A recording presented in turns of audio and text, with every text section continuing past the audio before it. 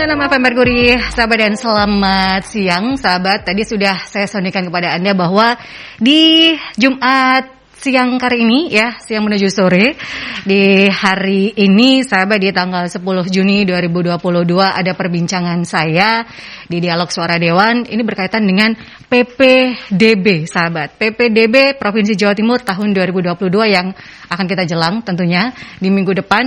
Bagaimana persiapannya, apa yang harus dilakukan oleh para orang tua, persiapannya apa saja, teknisnya bagaimana, persiapan dan kesiapannya bagaimana.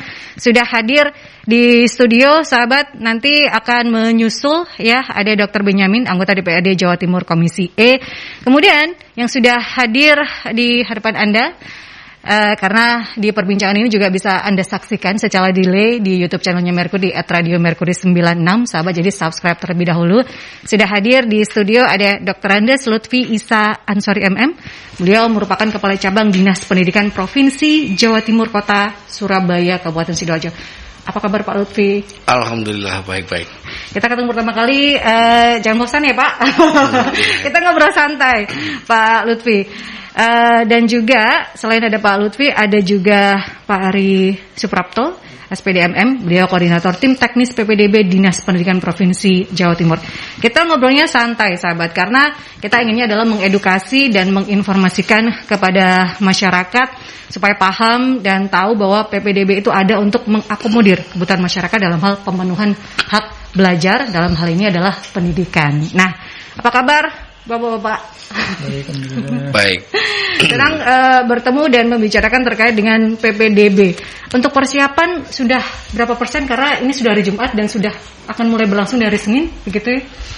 Ya, sebenarnya kalau PPDB itu sudah banyak sekali masyarakat yang mengetahui melalui media sosial, kita sosialisasikan dengan secara teknis juga sudah.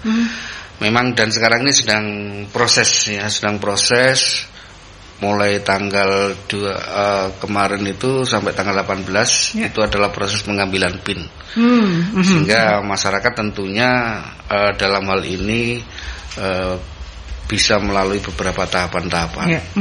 Itu yang kesiapan kami nanti secara teknis dijelaskan. Tetapi tadi ada sedikit pertanyaan dia, kenapa kok PPDB itu setiap tahun kok rame? Ya kan gitu ya. Betul. Pertanyaan di awal secara off air saya sahabat bersama dengan rame. Kalau tidak rame bukan Surabaya, tapi dinamikanya kan seperti itu. Tapi perlu ketahui bahwa kebetulan saya Kepala Cabang Dinas Pendidikan wilayah Kota Surabaya. Di Surabaya ini sampai hari ini tadi buku pagi tadi sekitar hampir 30.000 yang sudah mengajukan permintaan PIN. 30.000 itu tentu saja pagu yang tersedia di Surabaya itu sekitar 16.000. Hanya separuhnya saja ya Pak. Separuhnya. Tapi disitulah daftar ini hari istilahnya bukan hari terakhir. Belum, nanti tanggal 18 masih 18. Sehingga dari situ kita melihat bahwa nantinya ada hampir 50% yang tidak tertampung di negeri.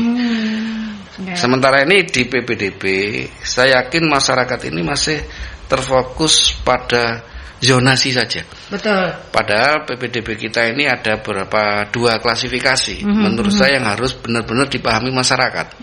Klasifikasi ini adalah bahwa PPDB ini tidak hanya zonasi. PPDB ini ada beberapa jalur. Nah, jalur inilah yang harus dipahami. Oh Pak, karena sekolah saya itu jauh dan sebagainya. Saya yakin PPDB di Provinsi Jawa Timur ini benar-benar demokratis. Dari zonasi itu yang berbasis pada jarak antara rumah dengan sekolah itu 50%. Kemudian juga dibagi masih dengan prestasi rata-rata rapot, mengakomodir dari prestasi anak-anak itu berdasarkan dari nilai rata-rata rapot semester 1 sampai semester 5. Kemudian nilai akreditasi sekolah. Sehingga walaupun jauh dari sekolah, tapi kalau dia punya prestasi rapot yang baik, tidak menutup kemungkinan masyarakat Surabaya Utara yang jauh sana bisa masuk ke komplek. Nah, ini mengakomodir yang punya nilai. Di samping itu ada jalur afirmasi juga. Bagi masyarakat yang tidak mampu, bisa menunjukkan buktinya surat keterangan tidak mampu, punya KIP, MBR dan sebagainya. Itu bisa diakomodir lewat jalur afirmasi. Anak buruh. tidak pandai, jauh dari sekolah, tapi ada dokumen yang mendukung, kita akomodir. Tenaga nakes juga kita akomodir, anak guru demikian. Cara teknis seperti itu, sehingga banyak sekali jalur-jalur yang bisa dilalui oleh masyarakat Surabaya dan masyarakat Jawa Timur melalui PPDB Provinsi Jawa Timur. Namun yang menjadi permasalahan itu tadi, ya kan, pagu yang tersedia itu hampir 50% dari peminat. Nah ini sehingga sistem menggunakan PPDB apapun, nah tentu saja ini yang terjadi. Itu secara umum PPDB. Nanti mungkin secara teknis kepada beliaunya bagaimana. Itu yang bisa kami sampaikan. Ini klise ya, pagu, permasalahan yang setiap tahun muncul karena di situasi seperti sekarang ini banyak orang yang akhirnya yang penting sekolah negeri dhisik, yang penting masuk dulu di negeri. Itu kan permasalahan yang memang masyarakat berpikir bahwa negeri itu sudah menjadi pilihan utama lah ya sebelum nanti memikirkan swasta. Itu menjadi pilihan kedua. Kebanyakan seperti itu di Jawa Timur ini. Dan bagaimana meskipun PPDB tadi Pak Lutfi mengatakan maupun PPDB maupun apa permasalahan klasik ini, ada nggak sih Pak solusi yang istilahnya ada wacana atau akan dilakukan seperti apa? Ya, kalau solusinya itu kan sekarang itu sekolah kan tidak hanya di negeri, di swasta. Secara umum tentu saja bagaimana image masyarakat itu bahwa kualitas swasta itu juga sekarang tidak kalah juga dengan negeri. Membangun image itu kepada masyarakat bahwa sekolah itu tidak hanya di negeri, di swasta juga demikian. Secara keseluruhan kebijakan pemerintah menambah atau mendirikan sekolah baru bisa saja seperti itu. Namun tentu saja yang paling baik, solusi yang paling baik adalah bagaimana memahamkan pada masyarakat bahwa sekolah itu tidak hanya di negeri saja, di swasta juga tidak kalah kualitasnya dengan negeri. Itu yang kami Tapi sampaikan. Pilihannya adalah negeri lebih sesuai dengan kantong, Pak. Ya, kalau sudah masalah selera kan tidak bisa kan ya. Betul. Kita ke Pak Ari Suprapto berkaitan dengan teknis PPDB. Setiap tahun pasti akan muncul permasalahan seperti server yang kadang down seperti itu. Untuk tahun ini seperti apa, Pak Ari? Terima kasih, Mbak. Sebelum masuk ke teknis gitu, Mbak ya. Kalau tadi Pak Lutfi berbicara data di Surabaya, mungkin saya menunjukkan data di Jawa Timur. Di Jawa Timur itu ada sekitar 579.704 siswa lulusan SMP MTS tahun 2022. Ya, hampir 580 siswa lah. Tapi daya tampung untuk SMA negeri dan SMK negeri di Jawa Timur ini hanya 221.569 siswa atau sekitar 38,22%. Tadi benar disampaikan oleh Pak Lutfi bahwa apapun sistemnya yang dipakai, pasti nanti akan ada orang tua atau siswa ini yang tidak bisa masuk. Itu yang di Jawa Timur.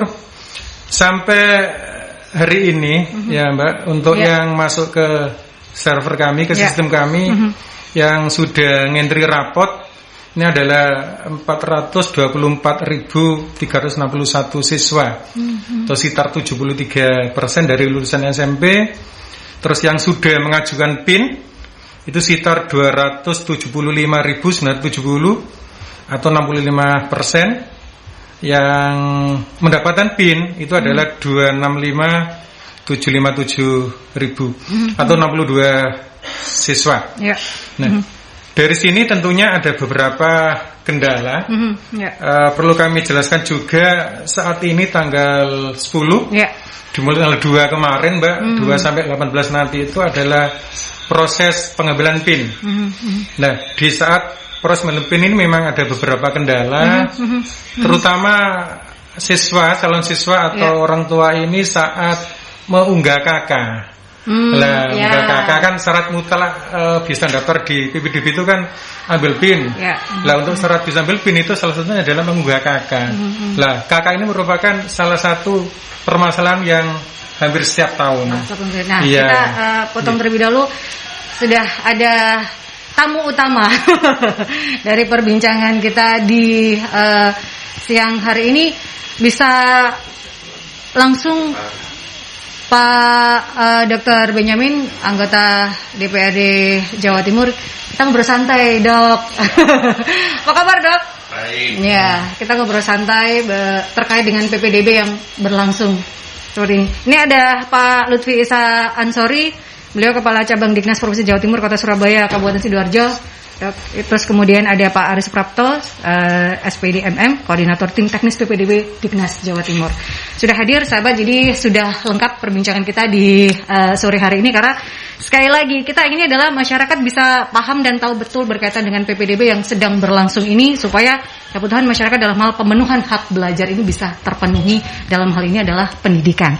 Tadi kita lanjut, Pak Ari, berkaitan dengan data-data bahwa pengajuan PIN saja itu sudah 56% untuk lulusan di tahun ini. Itu kan 65% gitu ya dari lulusan di tahun ini. Itu kan istilahnya pendaftarnya berapa, pagunya berapa. Jadi kan jauh sekali gitu ya, Pak, permasalahan krise gitu ya. Dari untuk Jawa Timur yang bisa diterima di SMA negeri atau SMA negeri itu hanya 38% dari jumlah lulusan tahun 2022 ini, Mbak. Ya, kami lanjutkan yang permasalahan tadi. Nun sewu. Jadi saat ini adalah proses pengambilan PIN sebagai salah satu syarat mutlak untuk bisa daftar di beberapa jalur mendatang itu ya. Nah, salah satu PIN-nya adalah mengunggah KK. Nah, ini orang tua atau masyarakat, bahkan siswa itu sendiri, KK harusnya itu kan KK 1 tahun gitu ya, dalam aturan 1 tahun. Tetapi banyak juga masyarakat atau calon peserta didik ini mengunggah KK yang di bawah 1 tahun. Ya, itu yang pertama kasusnya. Yang kedua, ada juga unggahan KK ini, fotonya ini buram. Jadi kami dari tim verifikator sekolah ini kesulitan untuk membaca data-data yang ada dalam KK yang kita gunakan untuk pendaftaran ini gitu. Untuk verifikasi. Ya, untuk verifikasi itu banyak yang buram, terus mutunya cuma foto di dalam KK itu, artinya nomor KK tidak kelihatan, tanggal penerbitan KK kelihatan, berarti itu tidak kelihatan. Padahal itu juga yang jadi syarat mutlak untuk PPDB gitu ya. Itu. Karena masyarakat banyak yang dibelani dalam tanda kutip ya, dibelani pindah KK supaya anaknya ini bisa masuk negeri, Pak. Kebanyakan itu seperti itu. Tapi gini, Mbak, alhamdulillah dari pihak operator sekolah ini bagi siswa yang seperti itu kita adakan verifikasi, artinya kita suruh untuk mengajukan ulang, mengunggah ulang dengan beberapa catatan dari verifikator. Misalnya kalau kakaknya buram, di situ ada centang kakak buram gitu, silakan unggah ulang kakak yang lebih terang dan penuh gitu, sehingga kita bisa membaca yang diperlukan dalam kakak itu. Jadi dan itu yang terjadi sampai hari ini. Dan alhamdulillah lancar itu, Mbak. Ya, sampai dengan tanggal 10 ya, karena masih proses masih berlangsung. Kita ke Dr. Benyamin, anggota DPRD Jawa Timur Komisi E yang juga concern terkait dengan PPDB 2022 ini. Dok, saya ingin dokter. Kita sudah terbiasa panggil Dok. Ini berkaitan dengan PPDB yang tadi sempat saya ngobrol bersama dengan Pak Lutfi dan juga Pak Ari. Permasalahan tiap tahun pasti berhubungan dengan pagu yang klise. Pendaftarnya banyak, tapi yang keterima ya tidak bisa melebihi pagu seperti itu. Bahkan beberapa waktu yang lalu sempat juga melakukan hearing ya, Dok, di Kediri ya? Iya, benar. Nah, itu permasalahan yang muncul kalau di daerah seperti apa, Dok?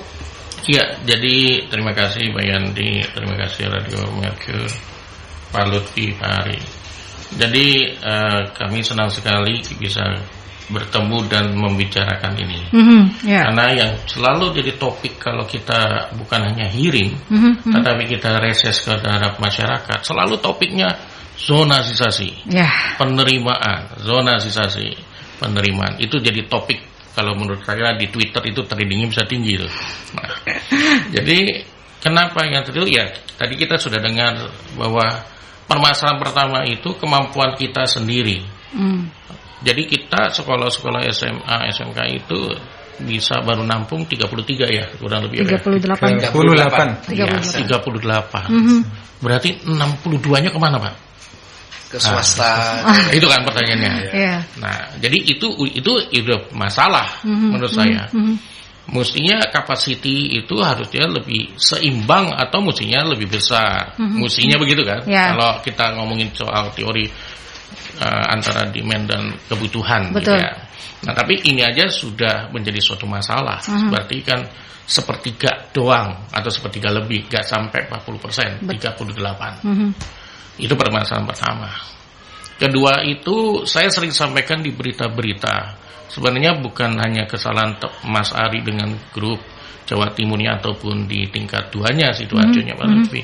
Mestinya ini pemerintah pusat yang mengambil langkah gitu ya. Jadi saya suka sampaikan waktu zaman saya dulu jadi dokter, di setiap kecamatan itu kita minta pemerintah bisa membuat puskesmas di setiap kecamatan.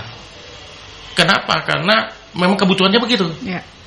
Nah, harapan saya dan tercapai sekarang ini tiap kecamatan ada puskesmas. Ada. Bukan impian, kenyataan. Nah, kenapa sekarang tidak bisa sekolah itu setiap SMA negeri dan SMK itu ada di tiap kecamatan. Lalu setelah ada, jadi kan bisa memenuhi kebutuhan. Setelah ada, lalu diakreditasi sehingga mutunya sama. Nggak ada lagi kita ngomongin itu SMA elit atau apa favorit. Nggak ada. Kan orang kalau mau berobat maunya dia dari puskesmas favorit nggak ada. Pokoknya ke puskesmas terdekat begitu. Nah, kenapa kita tidak bikin seperti itu?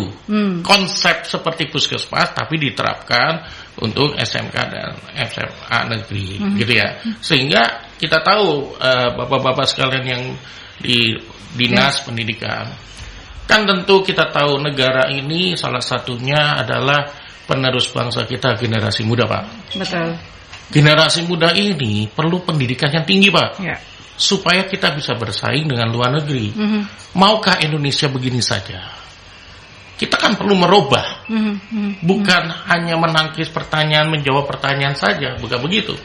Tetapi kita harus membuat sistem yang sistematis, yang memang kita harapkan generasi muda kita bisa pendidikannya sesuai. Dan dia seperti kayak puskesmas itu, dia mudah untuk mau sekolah. Makin dia jauh, mesti kos, mesti transportasi. Apakah semua orang tuanya itu orang mampu? Begitu kan pertanyaannya lagi. Nah, kalau kita kayak puskesmas maka akan mudah begitu. Nah, belum dengan cara zonasi. Saya Pak nanti kalau ini kan prolong dulu Mbak. Ya betul. Nanti kita makin panas Mbak. Kita berusaha dong. Jadi saya itu reses ada masalah, nantilah kita akan topik berikutnya. Permasalahan yang saya dengar begitu ya ceritanya. Salah satunya yang tadi disampaikan soal kakak itu. Jadi salah satu nih karena udah disentil kakak. Jadi bahkan Pak ada orang yang mengatur strategi. Bahasa saya mengatur strategi Pak. Memindahkan anaknya kepada kakak 1 tahun sebelum. Ya itu belain pindah kakak begitu. Dan gawatnya Mbak, satu kakak itu saya dengar kemarin waktu kita diskus di Kediri itu bisa ada 10 nama Pak. Apakah anaknya 10 yang lahirnya berbarengan? Waduh, setahu saya sebagai dokter gamili Pak paling banyak. Lahir 2 kembar. Kok bisa 10 anak sekaligus? Gawatnya itu kan takut saya, maaf Bapak, akhirnya terjadi calo-calo, mafia-mafia yang menganjurkan gampang, saya atur, pindahin aja kakak-kakakku, aku kenal sana sini. Nah itu akhirnya tidak objektif lagi Pak. Akhirnya harapan kita semua anak mempunyai hak yang sama. Walaupun dia miskin, walaupun dia apa, punya hak yang sama. Itu harus kita penuhi Pak. Jangan sampai akhirnya perbisnisan dengan memindahkan kakak. Atau perlu saya lanjut? Nanti saya bicara terus, Pak. Yang lain mungkin benar. Ya, ini kita ke jeda iklan terlebih dahulu ya. Sebelum tadi Dr. Benyamin perbincangan yang lebih serius lagi, bukan semakin panas tapi lebih serius lagi, supaya sekali lagi kita paham betul terkait dengan alur dan jalur PPDB ini, supaya kadang tiap tahun, waduh, PPDB yang dihadapi zonasi lagi. Seperti apa dan harus bagaimana para orang tua ini? Tetap stay tune di Dialog Suara Dewan, sahabat. 96 FM Merkuri, sahabat, kembali di perbincangan Dialog Suara Dewan bersama dengan narasumber saya. Kita ngobrol berkaitan dengan PPDB Provinsi Jawa Timur tahun 2022, sahabat, bersama dengan Dr. Benyamin, anggota DPRD Jawa Timur Komisi E, dan juga ada Dr. Andes Lutfi Isa Ansori MM, beliau Kepala Cabang Dinas Pendidikan Provinsi Jawa Timur Kota Surabaya dan Kabupaten Sidoarjo. Ada juga Pak Ari Suprapto SPD MM, beliau Koordinator Tim Teknis PPDB Dinas Pendidikan Provinsi Jawa Timur, sahabat.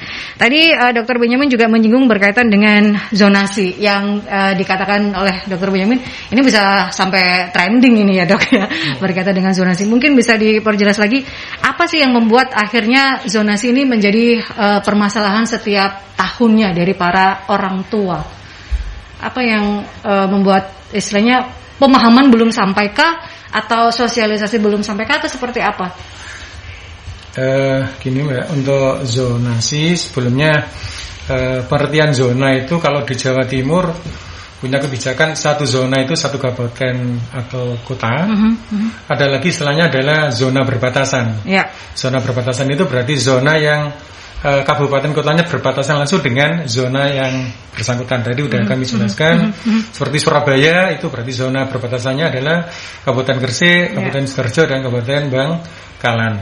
Nah, zona itu adalah zonasi. Ini salah satu jalur nanti itu dengan menggunakan jarak. Jadi di dalam sistem nanti diperingkat, kalau misalkan nanti daya tampung sama yang mendaftar itu lebih banyak yang mendaftar, maka otomatis kita peringkat berdasarkan jarak dulu melalui titik lokasi yang udah didapat saat ambil PIN itu tadi. Ya, kalau misalkan jaraknya sama, berarti di peringkat berdasarkan umur. Yang lebih tua, kalau masih sama berdasarkan waktu pendaftaran. Itu kalau zonasi seperti itu. Jadi intinya zonasi itu jarak, Mbak. Berdasarkan jarak begitu. Nah, ini ada pertanyaan juga dari Bu Yuni. Anak saya alhamdulillah nilai rata-rata 9,2, kecuali matematika 8,6. Saya warga dengan kakak Surabaya tapi berencana pindah ke Sidoarjo. Melihat nilai anak saya yang rata-rata 9, saya ingin mencoba jalur nilai akademik. Bisakah saya langsung memilih jalur di luar zonasi, misal SMA Negeri 1 Sidoarjo, Pak? Nah, ini seperti apa ini jawabannya? Untuk nilai 9,2 itu sebenarnya bukan 9,2, Mbak. Saya mungkin 92. Karena kita menggunakan ratusan. Jadi apa? Puluhan. Jadi nilai 0 sampai 100. Itu mungkin maksudnya 92. Nah, nilai segitu itu gini, untuk jalur yang menggunakan nilai rapot itu kan masih digabung sama nilai akreditasi sekolah. Ya, jadi 70% itu dari nilai rata-rata rapot semester 1 sampai 5, dan 30%-nya adalah nilai akreditasi sekolah SMP asal. Itu melalui jalur nilai akademik yang sebesar 25% itu. Seperti yang kami jelaskan tadi, bahwa kalau melalui jalur itu Ibu tadi bisa memilih di Surabaya 2 sekolah SMA. Rencananya SMA. Kalau SMA berarti 2 sekolah. Iya. Yang 1 sekolah bisa Sidoarjo. Jadi masih bisa menggunakan jalur nilai akademik. Bisa juga melalui jalur zonasi. Zonasi, bisa juga pakai jalur zonasi. Tapi kalau zonasi itu kan pakai jarak. Kalau misalkan rumahnya dekat dengan Sidoarjo, misalkan rumahnya di daerah Bungrasi misalkan, dekat dengan Sidoarjo, itu mungkin masih bisa dengan sekolah Sidoarjo. Ya, intinya tetap menggunakan jarak. Aturan untuk milih sekolah tetap, jadi boleh 2 di Surabaya, 1 Sidoarjo. Jadi seperti itu. Bisa juga menggunakan jalur-jalur yang lain. Misalkan kalau putra atau putri Ibu ini punya prestasi lomba, entah itu akademik maupun non akademik, juga langsung bisa didaftar lewat jalur itu. Dan milih di Sidoarjo pun juga bisa langsung. Termasuk jalur afirmasi itu memang untuk khusus dari keluarga tidak mampu, atau anak buruh yang tidak mampu, atau dari disabilitas. Ya, dan satu lagi adalah pembinaan tugas orang tua. Ya. Itu untuk anak yang dari tenaga guru dan tenaga pendidikan, atau dari tenaga kesehatan yang menangani COVID. Satunya lagi adalah tugas pindah, betul-betul pindah tugas. Ya. Itu. Jadi sebenarnya bisa seperti itu. Nah, mungkin Pak Lutfi bisa menambahkan sebagai Kepala Cabang Dignas Kota Surabaya Kabupaten Sidoarjo. Jadi memang secara nomenklatur ini cabang dinas wilayah Sidoarjo itu kan wilayahnya Kota Surabaya dan Sidoarjo. Jadi masyarakat tidak usah terdikotomi dengan zona yang kalau Surabaya tidak boleh sekolah di Sidoarjo, Sidoarjo tidak. Tapi sekarang dengan sistem PPDB provinsi yang seperti ini bisa seperti tadi, anak dari katakanlah di daerah Jabon sana bisa sekolah di komplek. Ya. Tapi kan tidak mungkin pakai zonasi, jelas kalah karena itu. Tapi bisa dengan nilai rapot tadi, dengan catatan kalau itu dari Sidoarjo, kan pilihan sekolah kan ada 3. Jadi harus 2 pilihannya di Sidoarjo, 1 pilihannya di Surabaya. Demikian juga sebaliknya. Sehingga kita demokratis. Cuma kan masyarakat ini perlu kita pahamkan itu tadi. Tetapi dengan konsekuensi kalau milih sekolah juga harus bisa berapa nilai saya. Dan itu ada acuannya di aplikasi di ppdb.jatim.net itu bisa melihat acuan tahun kemarin. Kalau di SMA 1 Sidoarjo ini berapa nilai yang terendah diterima, di komplek itu berapa, itu sudah ada semua. Sehingga kita bisa paling tidak itu bisa jadi gambaran. Sehingga sekali lagi seperti yang dijelaskan tadi sangat bisa dimungkinkan sekolah di mana, namun bukan zonasi, tapi ada prestasi nilai rapot, ada prestasi lomba dan sebagainya. Cuma kalau prestasi lomba dan sebagainya tidak ada pilihan 1-2, hanya memilih 1 sekolah saja. Nah, kemudian juga dari beberapa saya sampaikan itu ada dua, yaitu ada jalur dan tahap. Kalau jalur itu tadi zonasi, prestasi raport, kemudian afirmasi. Nah, ini tahapan. Tahapan pertama itu tahap afirmasi yang seperti tadi pindah tugas, ada dan sebagainya. Kemudian tahap yang kedua nanti nilai prestasi akademik khusus SMA. Jadi kalau dia dinilai prestasi akademik tidak diterima, dia tahap berikutnya bisa mengikuti pada tahap berikutnya, apa sekolah mau SMK tetap di SMA. Kalau di SMA tinggal nanti jalur zonasi. Sehingga masih ada peluang tidak diterima di tahap 1 bisa ikut tahap berikutnya. Tapi ada perkecualian khusus nanti yang tahap 1. Tahap berikutnya tahap 2 ini bisa. Ya seperti saya contohkan, kalau kakak dari luar provinsi atau kabupaten jalur pindah tugas, dia hanya bisa mengikuti di tahap 1 saja, tidak bisa mengikuti di berikutnya. Karena apa? Kakak luar kabupaten Sidoarjo dan sebagainya kan tidak mungkin mengikuti zonasi. Jadi sangat demokratis dan tidak fokus pada zonasi, masih ada jalur-jalur yang lain. Itu. Nah, Dr. Benyamin, ini berkaitan dengan zonasi yang sepertinya masyarakat belum paham betul gitu ya. Catatan tahun lalu seperti apa, banyak laporankah yang juga masih bingung masyarakatnya atau seperti apa, Dok?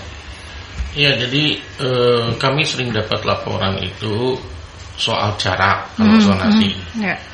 Dok, rumah kami ini berdekatan sekali dengan sekolah itu. Nah, tiba-tiba nggak bisa diterima. Itu pertanyaannya. Nah, memang tadi saya juga sudah sampaikan, apakah walaupun dekat kan kalau nilainya anjlok-anjlokan kan juga nggak mungkin gitu ya. Nah, jadi saya sampaikan bahwa bagaimana nilaimu. Nah, skor itu kan ya terserah. Kalau saya ditanya skornya bagaimana, mereka kan tidak ngerti karena kan tiap sekolah punya skor sendiri, tidak salah. Nah, apakah masuk? Katanya masuk. Nah, memang sebenarnya apa yang disampaikan itu juga sering kali timbul di pikiran saya. Tujuan mulia zonasi ini kan juga untuk orang yang dekat sekolah gampang, gitu ya. Supaya tidak nambah uang transport gitu. Nah, jadi kan tujuan zonasi itu sebenarnya ada tujuan mulia atau baiknya, gitu. Tapi kenapa zonasi sejak dibentuk itu masih ada trouble?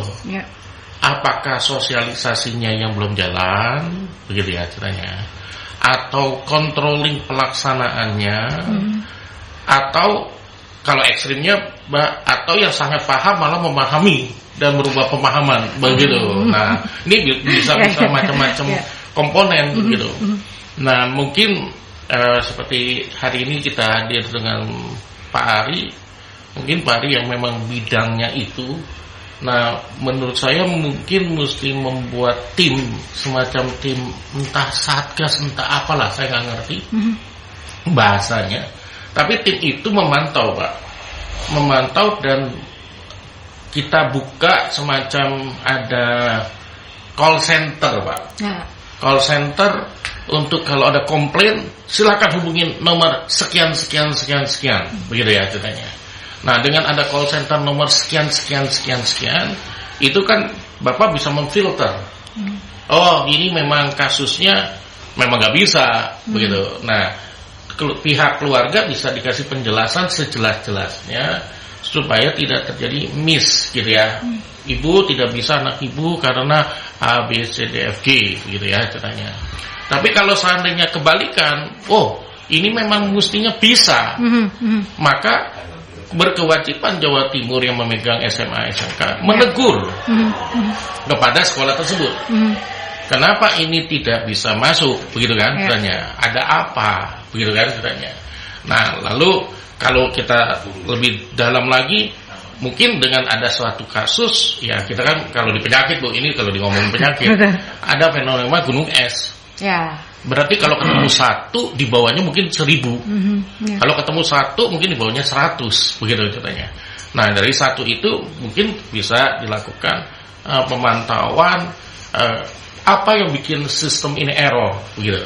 Dari satu itu, apakah banyak titipan, begitu katanya, atau banyak opo, begitu kan katanya. Nah, ini kan harus jelas, karena umumnya kursi yang tersedianya itu 50 atau 100 lah gitu. Titipannya 20 kan matiin 20 orang, Bang. Begitu. Ini umpamanya begitu. Jadi harus nanti jelas problematiknya apa, begitu. Sehingga tujuan mulia, goal mulia daripada zonasi itu tidak tercemar oleh 1-2 oknum, begitu ya. Umpamanya begitu. Nah, selain tadi itu kan kalau intern ya, ini intern berhubung ada beliau-beliau, ada kepala Dikbudnya Surabaya Sidoarjo, ada bagian pengontrol kabitnya untuk bidang itu, pas sekali hari ini. Nah, selain yang tadi saya bilang, kita tetap harus melakukan sosialisasi. Betul. Supaya masyarakat paham benar, seperti yang tadi sudah disampaikan, ini ada cara ini, ada cara kedua ini, cara ketiga ini. Nah, kalau dekat ini juga perhatikan skormu bagaimana, nilai perhitungan tadi 70-30, umpamanya gitu. Jangan sampai ada orang, oh saya nilainya bagus 100 semua, ternyata skornya, akreditasinya daripada sekolahnya rendah. Nah, itu kan juga mempengaruhi. Nah, sosialisasi tersebut juga harus dilakukan, gitu, Pak. Supaya orang tua juga bisa mempersiapkan jauh-jauh hari, tidak akhirnya wah lebih baik ikut zonasi langsung pindah KK, padahal ada tahapan-tahapannya juga bahwa tidak semuanya bisa seperti itu. Nah, ini ada pertanyaan dari Pak Budi Sidoarjo. Tadi Bapak mengatakan kalau mutu sekolah swasta tidak kalah dengan negeri. Kalau swasta murah seperti negeri pasti tidak akan ramai seperti saat ini, Pak, PPDB. Apakah ada solusinya bagi kami yang tidak mampu secara biaya atau finansial tapi memiliki putra yang nilainya tinggi tapi jauh dari zonasi? Nah, ini seperti apa nih, Pak? Nah, itu tadi ya. Jadi kalau yang jauh dari mana-mana katakanlah, itu kan ada jalur yang namanya jalur prestasi akademik. Yang nilai rata-rata berrapot dengan tadi, dia bisa milih sekolah mana saja kok. Mau sekolah di mana saja. Cuma kan di situ sistemnya kan kompetisi. Ya, nilainya tinggi tapi belum tentu akreditasi sekolah juga. Tapi secara akreditasi sekolah saya kira rata-rata di atas sudah bagus semua. Kalau tergantung dari SMP asalnya. Ini Sidoarjo nih, Pak. Sidoarjo rata-rata tinggi-tinggi di sana. Saya yakin kalau misalkan kasus putra Bapak ini dengan prestasi rapot rata-rata 9 rata-rata 9, kita berpedoman tahun lalu ya. Tahun lalu dengan 9 90 itu sudah hasil penggabungan. Saya yakin dia bisa milih sekolah di mana saja di Surabaya Sidoarjo. Maka dari itu saya anjurkan Bapak untuk membuka aplikasi PPDB Jatim. Jadi di sekolah itu berapa nilai yang terendah yang diterima itu ada saja. Dan saya kira pergeserannya tidak terlalu jauh dengan tahun kemarin.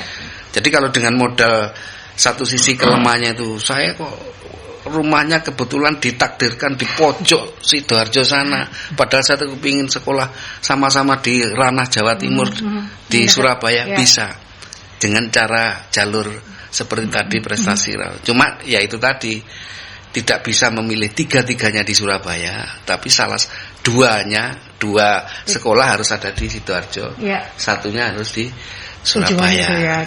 Dan strategi ini juga harus dipahami oleh masyarakat, bagaimana memilih pilihan 1, pilihan 2, dan pilihan 3-nya. Begitu, Mbak. Jadi memilih sekolah ada strateginya. Sekarang ini seperti itu. Nah, sahabat, sebelum perbincangan kita lebih menarik lagi, dan saya mengundang Anda untuk bisa bergabung, bertanya bersama narasumber saya berkaitan dengan PPDB Jawa Timur di Dialog Sore Dewan di 08173096, WhatsApp call dan WhatsApp Messenger yang bisa Anda manfaatkan, dan 5620096. Tetap stay tune di Dialog Sore Dewan. 96 FM Merkuri, sahabat, masih di perbincangan yang menarik karena situasi ini sedang berlangsung, yaitu PPDB Provinsi Jawa Timur tahun 2022, sahabat. Di Suara Dewan ini saya ngobrolnya santai saja karena sekali lagi inginnya adalah bisa mengedukasi masyarakat, paham, tahu dan mengerti terkait dengan PPDB itu agar bisa mengakomodir kebutuhan masyarakat dalam hal pemenuhan hak belajar dari anak-anak ini, yaitu dalam hal pendidikan. Ini kan merupakan hak dasar ya, Dok, ya, kalau kita bicara tentang hak pendidikan pada anak-anak. Kalau melihat di Jawa Timur, kita sedikit bergeser ya, melihat hak-hak pendidikan di Jawa Timur, hak belajar terutamanya untuk anak-anak di Jawa Timur seperti apa, Dok? Sudahkah terpenuhi dengan baik? Ya, jadi sebenarnya seperti yang saya sampaikan di awal tadi, mungkin pertama kali yang harus kita lakukan adalah membuat pemenuhan demand tadi, kebutuhan tadi. Jadi kalau seandainya sekolah kita SMA negeri maupun SMK ini sudah cukup banyak, minimal tadi saya bilang 50% lah, dan 50% itu menurut saya juga masyarakat pasti tetap maunya yang ke negeri dulu, betul, daripada swasta. 50% itu kan berarti kan 50-50. Apalagi yang sekarang ini jauh di bawah 50-50. Ya.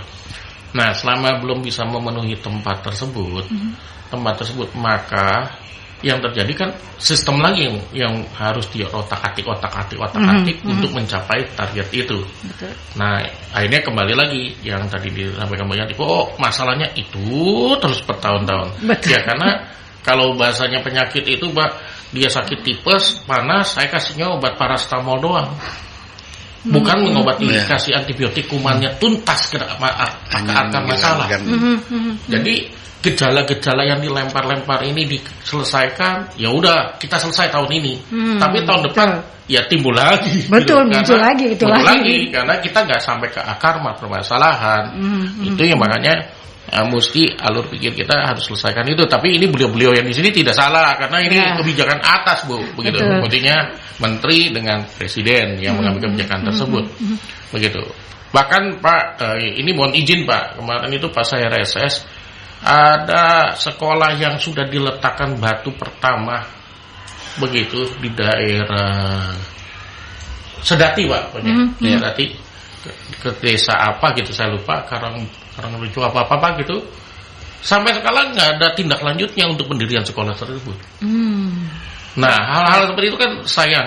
Berarti kan saya kadang-kadang ngomong ke pusat, ayo Pak bantu ini. Oh, masalahnya begini Pak, nggak semudah itu. Kadang-kadang desa atau kecamatan itu belum siap tanahnya dan segala macam. Dibalikinnya permasalahan soal tanah. Nah, kalau ini kan udah peletakan batu, berarti kan nggak usah ngomongin tanah lagi. Betul. Tanahnya udah clear, begitu.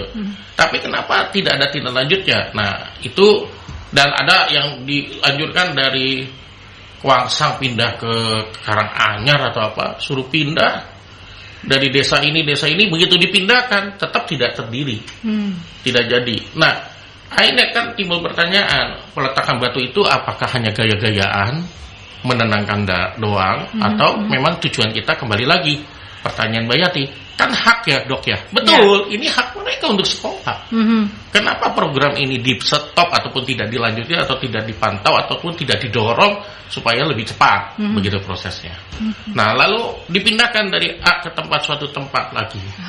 Nah kalau dipindahkan itu kan ada suatu analisa. Oh bagusnya dari tempat X menjadi tempat Y, begitu. Lah kalau udah dianalisa, kenapa juga berhenti? Nah itu yang kembali saya bertanya-tanya sebenarnya. Ini masalahnya mau tuntaskan penyakitnya kepada akar masalah, atau kita kasih paracetamol doang, gitu kan pertanyaannya. Jadi kalau kita nggak tuntaskan dengan mendirikan sekolah lebih banyak, dan ingat sekolah ini bukan bermanfaat buat murid-murid saja Pak, tetapi memberikan peluang kerja. Kan guru-guru jadi melamar, masuk. Berarti kan antara siswa dengan peluang untuk kesempatan bekerja bagi lulusan-lulusan guru kita yang banyak nganggur, ini kan juga merupakan kita memberikan kesempatan pada mereka. Jadi dua permasalahan bisa kita dayung bersama-sama dari pendidikan maupun tindak tenaga kerja, begitu maksudnya. Nah itu yang saya harapkan segera ditindaklanjuti. Sementara pembangunan, sementara penataan, sistem yang kita debatkan hari ini ya kembali lagi harus dikontrol sebaik mungkin supaya berjalan juga sebaik mungkin. Nah, ini udah ada pertanyaan dari Bu Mary, permasalahan PPDB seperti aplikasi atau server, jaringan dan lain sebagainya, apakah aman Pak di tahun ini? Karena kalau ada permasalahan soal PPDB, masyarakat ini kadang bingung harus mengakses kemana. Ini yang pertanyaan tadi disampaikan oleh Dr. Benyamin. Nah, ini untuk tahun ini adakah kanal untuk paling tidak ada dibantu di pendampingan untuk para orang tua yang merasa kesulitan terkait dengan PPDB atau mengalami trouble dan lain sebagainya? Pak Ari, adakah kanal yang bisa dimanfaatkan oleh masyarakat? Iya, terima kasih Mbak. Untuk tahun 2022 ini ada beberapa tempat yang sebagai untuk membantu kalau ada siswa atau orang tua mengalami kesulitan dalam rangka pendaftaran atau proses pengambilan PIN. Yang pertama di sekolah, itu yang ujung tombak awal di sekolah. Jadi kan nanti kalau misalkan ada siswa atau orang tua yang kesulitan, itu bisa datang ke sekolah. Ya tentunya tetap protokol kesehatan. Jadi seperti itu. Alhamdulillah tahun ini kan sudah berkurang ini. Ya, sudah meredah gitu ya Pak. Ya. Itu yang pertama. Yang kedua, bisa juga langsung ke Capdin terdekat, cabang dinas terdekat. Itu juga bisa ada petugas di sana untuk membantu segala permasalahan. Bisa juga nanti langsung ke call center dinas pendidikan, baik di Jager maupun di Genteng Kali. Itu juga ada petugas yang secara offline juga ada. Selain offline, kami juga menyediakan call center Mbak, ada 10 nomor itu yang menerima entah itu caranya bagaimana mendaftar, pokoknya intinya aduan-aduan lah. Itu bisa langsung menghubungi call center 10 nomor itu, baik itu yang melalui WA maupun langsung call itu ya. Iya, jadi seperti itu. Ada di ppdbjatim.net, di situ nomor-nomornya Pak atau ada di situ semuanya. Terus yang berikutnya, selain call center itu, teman-teman dari tim PPDB Jatim juga disupport oleh tim IT Mbak, ada 10. Kalau di dinas Jatim itu ada 10 tim, termasuk yang hari ini hadir ini juga salah satu tim IT kami. Ya, jadi seperti itu. Jadi kalau ada masyarakat yang misalkan kesulitan dalam hal mendaftar nantinya mulai tanggal 20 itu, atau saat ini saat mengambil PIN, bisa langsung datang ke Capdin atau ke ini kalau Surabaya Mbak ya.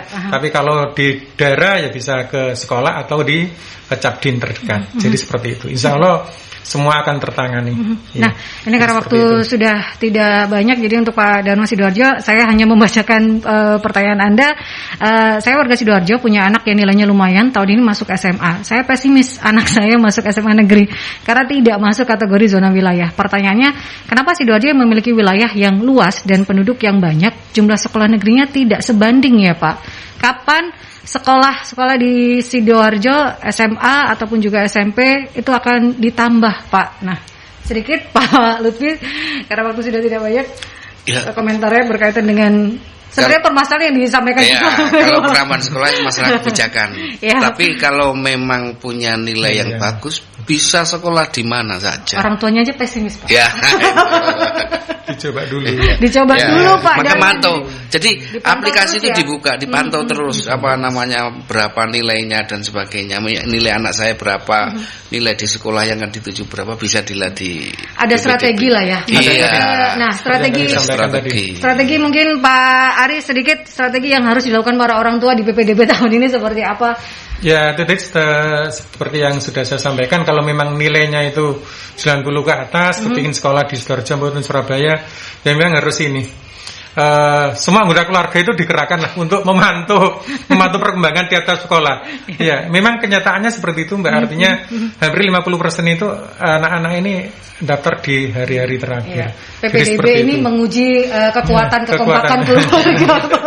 Itu salah satu strategi ya. Salah satu strategi. Pendaftaran kan 2 hari. Ya. Jadi sebelum daftar ke sekolah dilihat nilai saya itu sudah masuk di situ atau belum kira-kira. Kalau memang sudah tidak masuk di ambang batasnya ya tidak usah daftar, cari sekolah lain yang di bawah itu. Istilahnya ada rata-rata, oh ini bisa nih. Ada kan kita bisa mengira-ngira. Terus ini Mbak, yang sering terjadi ini dikira pemeringkatan itu yang pertama adalah waktu pendaftaran, Mbak. Itu yang sering terjadi di kami itu padahal itu paling akhir gitu ya? Paling akhir. Iya. Jarak, umur dan juga waktu pendaftaran itu kalau zonasi, tapi kalau nilai tadi itu yang pertama adalah nilai akhir. Itu bisa dilihat saat ambil PIN. Terus kalau masih sama nilai akhir itu urut mapelnya mulai agama sampai terakhir bahasa Inggris itu. Baru kalau itu masih sama melihat waktu pendaftaran. Tapi itu nggak mungkin sampai segitu banyaknya, nggak mungkin. Itu dan selama ini yang terjadi di masyarakat itu mempunyai anggapan bahwa waktu pendaftaran itu adalah sebagai utama untuk diterima. Jadi seperti itu. Buru-buruan daftar. Ya, padahal enggak. Padahal itu trik terakhir. Nah, ada trik dan strategi untuk PPDB tadi. Nah, terakhir Dr. Benyamin, anggota DPRD Jawa Timur Komisi E, sudah siap Dok untuk istilahnya melakukan pengawasan terhadap PPDB tahun ini supaya ya paling tidak parasetamol lagi Dok yang diberikan. Ya, jadi sebenarnya bahasa mengawasi itu terlalu mengerikan. Pendampingan. Ya. Karena yang mesti mengawasi itu mereka sendiri, Pak. Nah, seperti itu saya bilang. Jadi pihak Jawa Timur harus punya tim untuk mengawasi. Begitu. Lalu Bapak Kepala Cabangnya Surabaya Sidoarjo juga punya tim. Nah, lalu yang call center yang Bapak udah sebutkan ada 10 nomor dan bla bla bla bla. Izin Bapak kalau boleh saya kasih masukan. Jadi mesti dievaluasi dari sekian permasalahan itu. Yang selesai itu berapa? Di breakdown gitu. Ya, breakdown. Umumnya ada keluhan 1000. Apakah 999 clear atau hanya ditampung doang? Oke, kami tindak lanjuti. Ya itu nggak menyelesaikan masalah. Nah, tapi kalau itu permasalahan masuk bisa ditangani ya dan hasilnya memang puas gitu ya. Kalau ada kuesioner setelah itu puas. Oke, itu berarti clear, Pak, begitu. Nah, soal IT juga saya pikir mungkin Bapak mesti bantu tim IT ini. Tadi katanya ada 10 orang. Saya bayangin 10 orang kalau nanganin 10 tim atau 10 orang, Pak? 10 orang di Jawa Timur. Tim support PPDB. Ya. Kalau 10 orang itu menangani umumnya ribuan juga kembang kempes juga ya. Karena yang ini. Nah, jadi intinya Pak, sebenarnya di sini sama seperti tadi disampaikan oleh Pak Ari, ini mengetes kekompakan keluarga seperti tadi gitu. Nah, sebenarnya permasalahan ini juga mengetes kita bahwa kita itu harus kompak, berpikiran bersama-sama untuk menyelesaikan permasalahan ini dari semua sisi. Dari sisi kami anggota DPR memberikan masukan-masukan karena kami yang di lapangan yang mendengar. Begitu.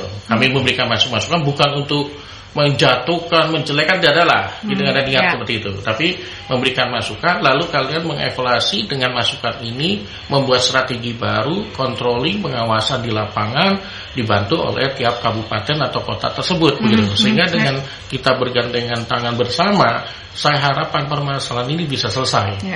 Jangan sampai ada anak yang pintar, tetapi karena keluarganya nggak paham, dia jadinya terbengkalai. Karena dia tidak punya konektivitas, jadinya dia terbengkalai. Padahal dia pintar, dia jago, begitu. Ya itu yang saya bilang, jagoan atau anak-anak yang pintar ini entah di ujungnya Sidoarjo, gitu ya, Kalau dia diberikan peluang, jangan-jangan dia bisa jadi teknokrat yang mengalahkan luar negeri. Tapi kalau kita tidak bisa, kita mudah membatasi atau menghalangi mereka, kasihan, dan ini berdampak pada masa depan negara kita. Nah, ini yang juga menjadi catatan supaya anak-anak bisa terpenuhi hak-haknya, terutama hak belajar ini ya. Jangan sampai ada anak yang memang memiliki prestasi tapi akhirnya tidak bisa terpenuhi haknya untuk belajar. Closing statement Pak Ari, kemudian nanti Pak Lutfi dan juga ditutup oleh Dr. Benyamin, seperti apa terkait dengan PPDB 2022 yang harus dipahami oleh masyarakat. Monggo Pak Ari. Terima kasih Mbak. Ini untuk PPD Jawa Timur 2022 ini sebenarnya merupakan perbaikan dari PPDB tahun 2021 sebelumnya, karena ada beberapa masalah-masalah yang di 21 itu kita sudah perbaiki di 2022. Contohnya yang paling ini adalah entry rapot. Kalau dulu anak-anak yang tidak dientrikan rapot oleh sekolahnya itu kan banyak Mbak. Itu sekarang sudah bisa mengentri sendiri, tapi harus tetap melampirkan rapotnya, sehingga kami dari tim sekolah atau tim Capdin dan Jawa Timur ini akan memverifikasi. Itu yang utama sebenarnya untuk tahun ini. Dan beberapa penekanan yang lain, terutama tentang KK tadi. Jadi Bapak Ibu di rumah atau orang tua dan siswa, tolong tadi yang sudah diverifikasi oleh sekolah, yang PIN-nya belum keluar karena alasan kakak buram atau kakak kurang 1 tahun, monggo segera diperbaiki sehingga nantinya PIN bisa keluar.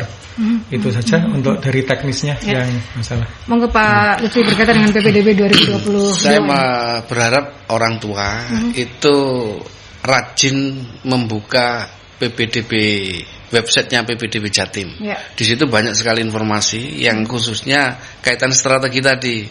Jadi kalau mau milih, sekarang PPDB tidak hanya zonasi, ada jalur-jalur lain yang seperti sampaikan tadi, yaitu jalur prestasi rapot. Nah, prestasi rapot itu bisa dilihat sekolah ini berapa nilai terendah, tertinggi dan sebagainya, semua lengkap ada di situ. Dan itu bagian dari strategi, sehingga ada upaya dan tidak ada dikotomi bahwa kalau sekolah ini tidak bisa kemana-mana, ada. Jadi ini bisa kemana saja asal prestasi rapot bisa dilihat di strategi itu tadi. Sehingga sekali lagi, mari anak-anak kita bisa sekolah sesuai dengan tujuannya. Namun orang tua juga harus mensupport, cari informasi yang sekarang informasi terbuka di media sosial dan di website. Itu Bu. Di sekolah pun harus istilahnya para orang tua lebih banyak aktif di sekolah, karena tidak semua orang tua juga paham terkait dengan teknologi gitu ya. Terakhir Dr. Benyamin, anggota DPRD Jawa Timur Komisi E, berkaitan dengan PPDB seperti apa, Dok? Ya, jadi kalau teknis tadi sudah disampaikan oleh Mbak Hari maupun Pak Lutfi.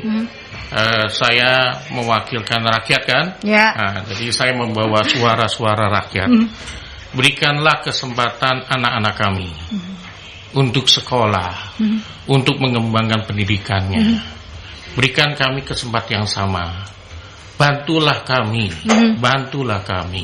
dalam mengisi aturan SOP ataupun sistematiknya dipermudah. Betul. Sehingga anak-anak kami, orang tua-tua kami tidak seperti tadi ada yang pesimis.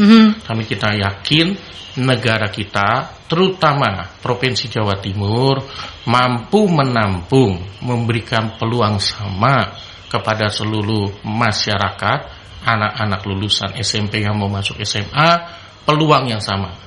Dan guru-guru dan sistematis pendidikan, sekali lagi kami mengingatkan bahwa masa depan negara tergantung generasi muda yang kalian didik. Jadi kalau dulu guru disebut pahlawan tanpa jasa, tanda jasa, saya sangat setuju. Karena beliau-beliau inilah yang membentuk suatu karakter generasi muda untuk seperti itu. Sangat disayangkan sistem mengunci atau sistem tidak mempermudah hal tersebut. Jadi berikanlah kami rakyat Indonesia hak yang sama untuk pendidikan tersebut. Terima kasih Pak.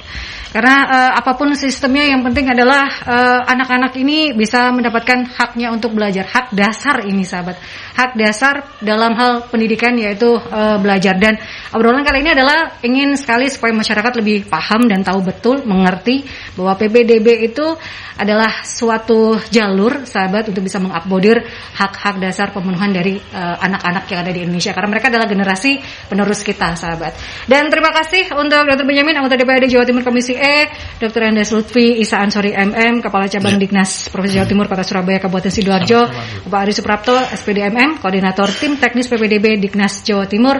Sukses untuk PPDB supaya anak-anak yang berprestasi bisa mendapatkan sekolah yang terbaik, dan tidak hanya untuk anak prestasi tapi semua anak di Jawa Timur bisa mendapatkan pendidikan yang terbaik.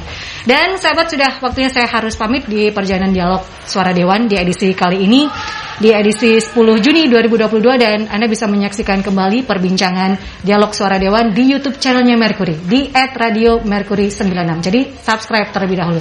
Saya Andra Lestari, stay safe, stay healthy. Wassalamualaikum warahmatullahi wabarakatuh.